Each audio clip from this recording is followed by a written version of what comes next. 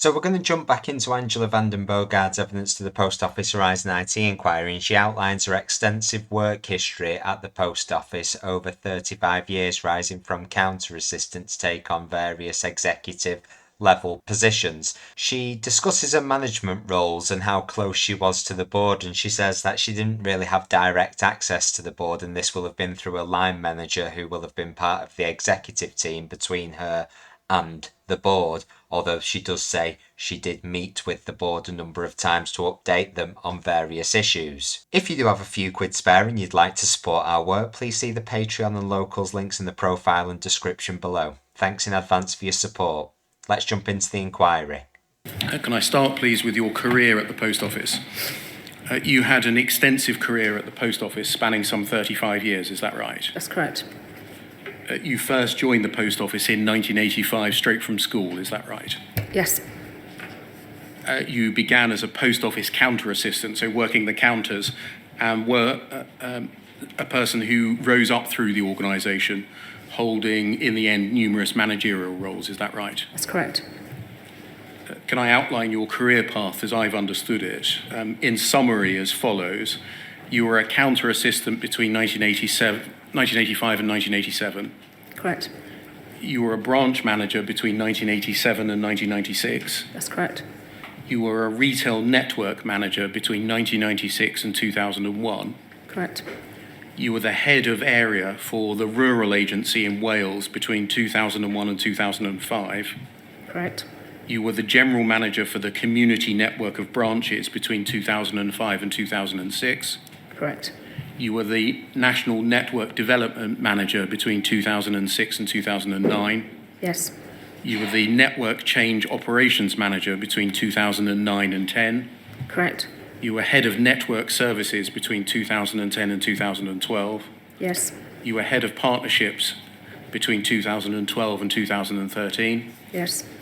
You were Program Director for the Branch Support Program between 2013 and 15. Correct. You were Director of Support Services between 2015 and 16. Yep. You were People and Change Director between 2017 and 18. Correct. You were People Services Director in 2018. Yes. And you were the Business Improvement Director between 2018 and 2020. That's correct. So a steady rise through the organisation, picking up some pace in the latter half of her career up to very senior positions, having started as a counter assistant. Given the length and breadth of your career, do you accept that you had extensive contact with and an understanding of the position of sub-postmasters? I did, yes. Do you agree that you lived through the development, the rollout of Horizon? Yes, I accept that. You lived through the rollout of the Impact Programme. Sorry, the Impact Programme. Do you not remember the Impact Programme? No. 2005. I'm not familiar with the Impact Programme. Do you accept that you lived and worked through the move to Horizon Online in 2010? Yes, I did. The production of the ISME report in 2010? Yes. The production of the Detica report and the Deloitte reports? Yeah, seen that, yeah. All of the prosecutions of sub-postmasters based on evidence produced by Horizon happened when you were... Yes, I wasn't involved in those, but yes, they happened during my time. You were involved intimately in the second site in initial investigation? Yes. And with the mediation scheme? Yes. And you were extensively involved in the group litigation? Yes. So if there's been someone that's been involved in pretty much every aspect of the Post Office scandal, then it is Angela van den Bogerd.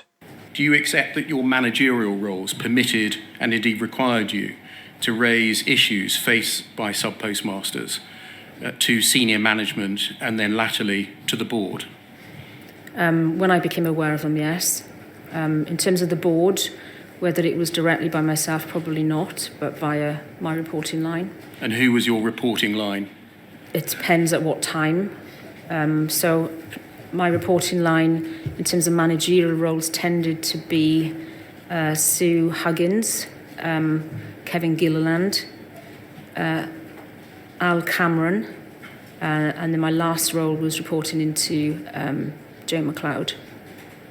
So if we just go through, when you were head of partnerships in 2012 to 13, who was your reporting line? I believe that was Kevin Gilland. Program director for the branch support program 13 to 15? I think that was Kevin again. Director of support services 15 to 16? Sorry, that was Al Cameron. People and change director 17 to 18? So I had a dual reporting line, Al Cameron and Martin Kirk, who was the HR group director at the time. People services director in 2018? Al Cameron. And business improvement director 18 to 20? Joe McLeod. And so you wouldn't have had direct access to the board, is that what you're saying, but through each of those reports, indirect access? So what used to happen is that if you took anything to the board, you would normally have a sponsor who was an executive director, and that would have been my reporting line.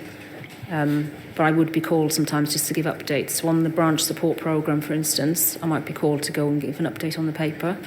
But normally your exec director as the sponsor would introduce you into that session and you would take over and update through the paper. How many times did you attend the board? Over my length of career,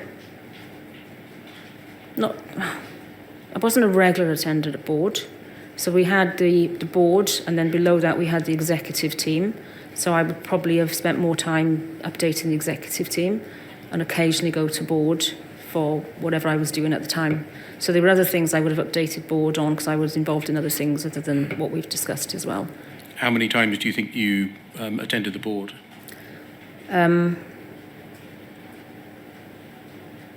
I'd say between 10 and 20 over the length of my career, probably. I can't be exact. You left. That's quite interesting because obviously in Mr. Bates versus the Post Office, she was portrayed as being quite close to the board, most prominently Paula Venables during her time as CEO of the Post Office. The Post Office in May 2020, is that right? That's correct. And you describe leaving the Post Office in your witness statement. If we can turn that up, the first one, it'll come up on the screen. Okay. Page 110, please. Foot of the page, please. Paragraph 233. You say, with the settlement being reached in the group litigation in December 2019, my role came to an end. As a result, I was made redundant. Is that right? That's correct. So was the business improvement management role that she ended on solely related to the case that was being brought against by sub-postmasters? Surely there was other aspects to business improvement, but she might go more into that.